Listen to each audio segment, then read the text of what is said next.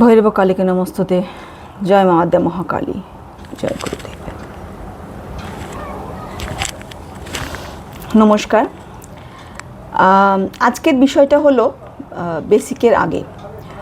তো এটার অর্থ কী? এটার অর্থ হলো যে কিভাবে আপনারা নিজেদের জায়গাতে বসে নির্দ্বিধায়, নিঃসংশয়ে, নির্ভয়ে উপাসনার পথে প্রবেশ করতে পারবেন। তো আজকালকার দিনে তো যে কোনো দেবতার উপাসনার মন্ত্র, স্তোত্র, অষ্টকম ইন্টারনেটে খুবই সহজলভ্য। আবার এটার মানে এটাও নয় যে তারা কিন্তু তাদের মূল্য কমে গেছে, সেরকম কিছু নয়। বরং বলতে পারেন যে পরম্পরার যে কাঠামো ছিল সেটা যে একটা শক্ত গুরুকুলের একটা সম্প্রদায়ের এসবের একটা শক্ত ভিত ছিল, সেগুলো একটু আলগা হয়ে গেছে, আর সেগুলোর একটু অনেকটা দুর্বল হয়ে গেছে। তো কিন্তু সত্যিকারের সাধক বা গুরু যে নেই তা নয়, এখনও আছেন, কিন্তু অনেক সময় দেখা যায় যে তাদের গভীরতার আগের মতো নেই। আর যারা প্রকৃত যোগ্য তারা আবার অনেক সময় জাগতিক জীবনে ব্যস্ত হয়ে পড়েন, এবং পরে যখন তারা আধ্যাত্মিক পথে দিকে আসেন তখন অনেকটা দেরিতে শুরু হয়। তো ফলে আপনি যে সবসময় একজন আদর্শ গুরুকে পাবেন এর কোনো নিশ্চয়তা নেই। হ্যাঁ, তবে যদি পেয়েছেন তবে তাকে ধরে রাখুন, তাকে ধরে এগিয়ে চলুন। আর কিন্তু গুরু নেই বলে হতাশ হওয়ারও কিছু নেই, কারণ কি বিশেষ করে ভৈরব উপাসনায় তো এটা বলা হয় যে তিনি যদি আপনাকে গ্রহণ করেন তাহলে কিন্তু তিনি নিজেই আসবেন আপনাকে পথ দেখাবার জন্য।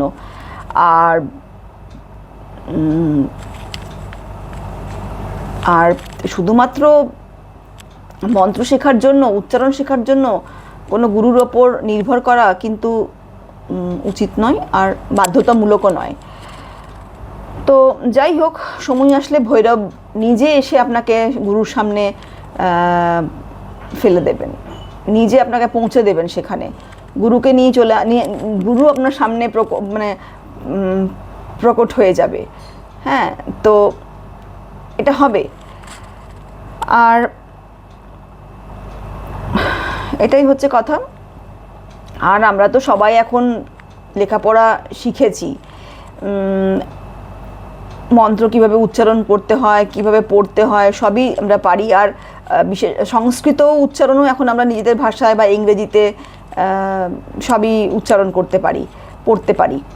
তো ফলে শুরু করার জন্য কিন্তু যে প্রাথমিক জ্ঞান দরকার সবই আপনার হাতের নাগালেই আছে, আপনি চাইলেই শুরু করতে পারেন। তো এটাই আর কি। তো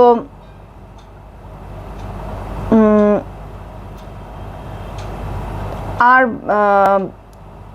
ভৈরব তত্ত্বটা কিন্তু আসলে খুব সরল, খুবই সহজ। আমরাই সেটাকে ভীষণভাবে জটিল করে ফেলেছি। আর বলতে পারেন যে আমরাই ভাবি যে তিনি কাকে মানে কে আগে কে পরে, কাকে তিনি বেছে নেবেন, এসব আমরা ভাবি। তার জন্য এসব কিন্তু, তার পথে এইসবে কোনো মূল্য নেই।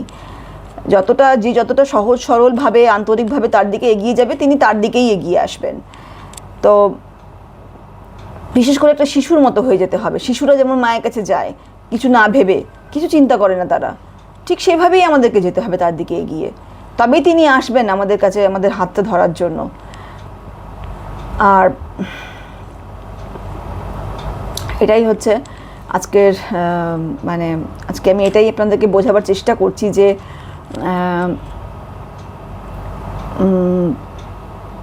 নিষ্পাপ মনে, নিষ্কলুষ মনে তার দিকে এগিয়ে চলুন।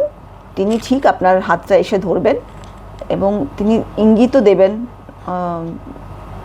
আপনার মাথায় অনেক কিছু চলবে, সেগুলো যে আপনি ভাবছেন তার জন্যই তার কৃপার জন্য, সেটাও তিনি বুঝিয়ে দেবেন নানান রকম ইশারা দিয়ে। কোনো অলৌকিক প্রদর্শনী নয় এটা, কিন্তু আবার এটা ভাববেন না, শুধু আপনার ভেতরের সচেতনার স্তরটা কিন্তু স্তরটা বাড়ার একটা প্রক্রিয়া, ঠিক আছে, একটা প্রসেস। তো যাই হোক, আপনারা ধীরে ধীরে বুঝবেন যে ভৈরব কিন্তু বাইরে নন, উনি আপনাদের ভেতরেই কাজ করছেন। তো সহজ রাখাই হচ্ছে, ভৈরব উপাসনাকে সহজ রাখাই হচ্ছে মূল কথা।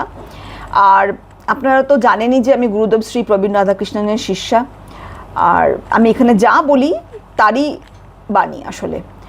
তো তিনি বলেন যে আমাদের ভৈরব সাধনায় যেটা করা উচিত, যেটা আর কি মূল চাবিকাঠি, মূল মন্ত্র, সেটা হচ্ছে কুকুর হচ্ছে ভৈরবের বাহন। আর তাদেরকে যদি আমরা এই উপাসনার মধ্যে অন্তর্ভুক্ত করি, তাহলে কিন্তু আমাদের সাধনা বা উপাসনা খুবই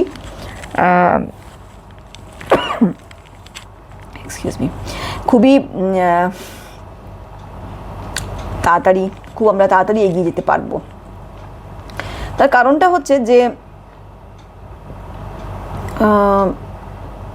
ভৈরবের কাছে পৌঁছানোর জন্য তো কোনো নিয়ম বা যোগ্যতা লাগে না। একদম কুকুররা যেভাবে একটা সহজ সরল মানসিকতা রাখে তাদের প্রভুর প্রতি, ঠিক সেরকম যদি মানসিকতা আমরা রাখতে পারি, তাহলে কিন্তু আমরা একদম তার কাছে সহজেই পৌঁছে যেতে পারবো। তো কুকুররা যেমন কোনো রকম যেমন তারা শ্মশানে ঘুরে বেড়ায়, ঠিক তেমনিভাবে তারা মন্দিরে ঘুরে বেড়ায়। আর তাদের দুটো স্থানের মধ্যে তাদের কাছে কোনো পার্থক্য নেই। আমাদেরকেও ভেতর থেকে ঠিক সেরকমই জায়গাতে একটা পৌঁছাতে হবে, সেরকমই চিন্তাভাবনায় আসতে হবে, এবং অতি নিষ্কলুষ মনে আমরা যদি ভৈরবকে ডাকি, তিনি ঠিক এসে আমাদের হাত ধরবেন। এটা হচ্ছে তার কাছে এগোনো একটা প্রকৃত চাবিকাঠি। তো ভক্তি থাকতে হবে, সহজতা থাকতে হবে, নিষ্কলুষ মন থাকতে হবে। এই তিনটে জিনিস খুব ভীষণভাবে দরকার। আর হ্যাঁ, কুকুরদের যুক্ত করুন সাধনায়, কুকুরদের খাওয়ান, ভালোবাসুন, তাদের সম্মান করুন। তারা যখন আপনার মধ্যে আপনার জন্য তাদের ভেতরে যখন সেই স্নেহটা জেগে উঠবে, সেই ভালোবাসাটা জেগে উঠবে, ওটাই আপনার জন্য এক ধরনের কবজের মতো কাজ করবে। ঠিক আছে?